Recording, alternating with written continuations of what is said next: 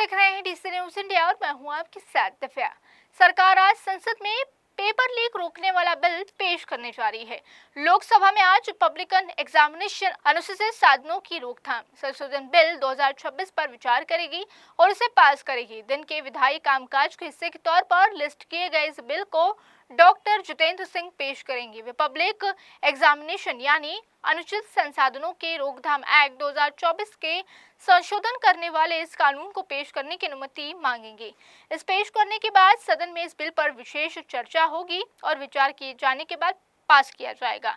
दिन की कार्यवाही सुबह 11 बजे से प्रश्नकाल के साथ शुरू होगी, जिसके दौरान अलग से लिस्ट किए गए सवालों के मौखिक जवाब मंत्री देंगे।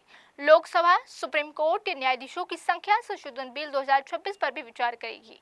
अर्जुन रामपाल मेघवाल इस बिल को विचार के लिए पेश करेंगे, जिसका मकसद सुप्रीम कोर्ट यानी न्यायाधीशों की संख्या एक्ट 1956 में संशोधन करना है।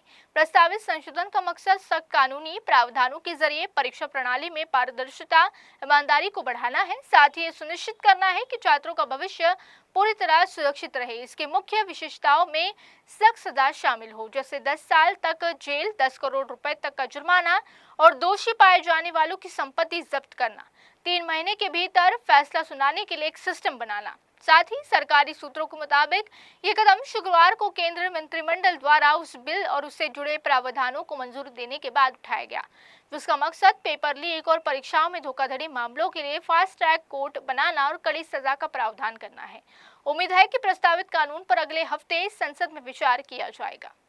तो अभी के लिए बस इतना ही। देश दुनिया की तमाम बड़ी खबरों के लिए रुकिए डीसी न्यूज इंडिया।